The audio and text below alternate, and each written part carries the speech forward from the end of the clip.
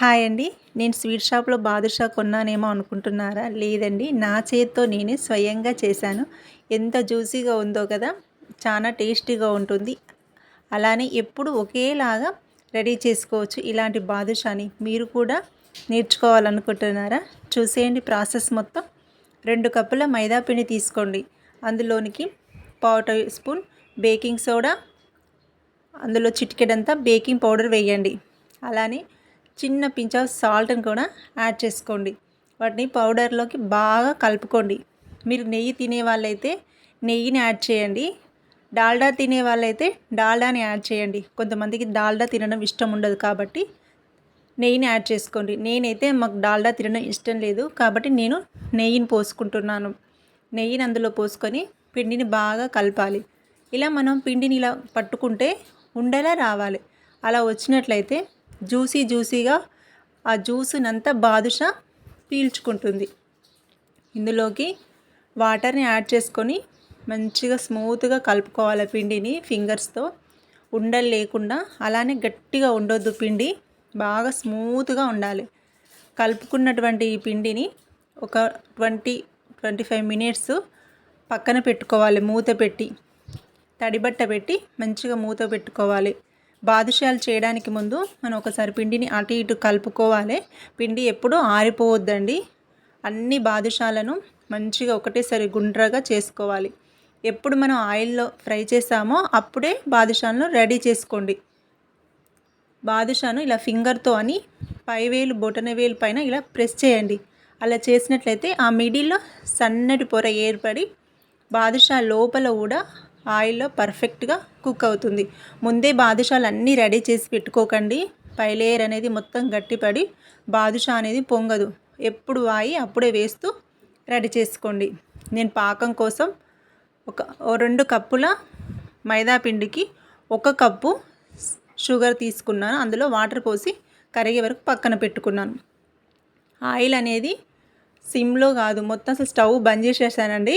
Just ఈ చేసుకున్నట్టు ఉండల్ని ఆయిల్లో యాడ్ చేసా.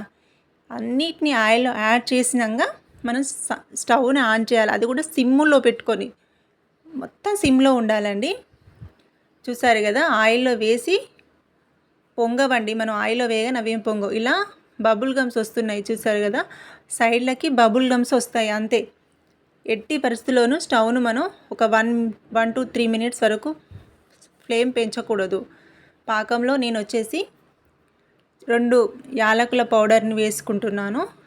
ఇంకా మొత్తం సిమ్లో పెట్టుకోవాలండి ఆ బాదుషాలని. ఇక్కడ మనం అయితే పాకం రెడీ చేసుకుంటున్నాను. ఈ ప్రాసెస్ మీరు చూసేయండి. పాకాన్ని మంచిగా అటు ఇటు కలుపుకోవాలి. ఇలా తీగ పాకం, గట్టి పాకం అలా ఏమీ లేదు. మనం గులాబ్ జాములు చేసుకునేలాగా థిక్నెస్ వస్తే సరిపోతుంది.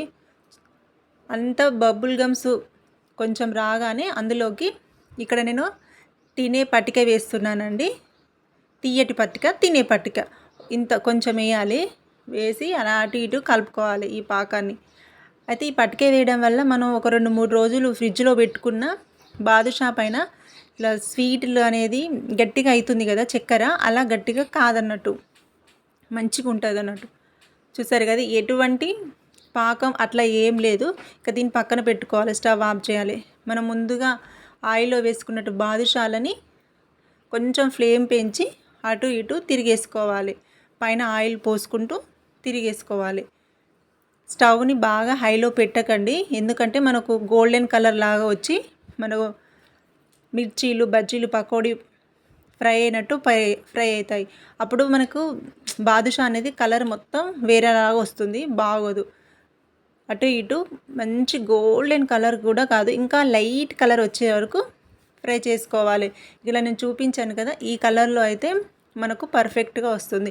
ఒక 50% కుక్ అయ్యాయి లోపల అనుకున్నప్పుడు మాత్రమే కొంచెం స్టవ్ ఫ్లేమ్ని పెంచుకోవాలి.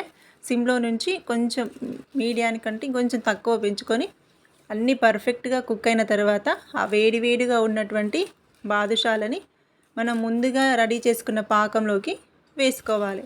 పాకం చూసారు కదా, మంచిగా బాదుషాలన్నీ పీల్చుకున్నాయండి. ఒక బాదుషాలు మంచిగా ఉబ్బుతాయి పాకాన్ని పీల్చుకొని, బాగుంటుంది జ్యూసీగా. ప్లీజ్ మీకు ఈ వీడియో నచ్చినట్లయితే తప్పకుండా సబ్స్క్రైబ్ చేసుకోండి.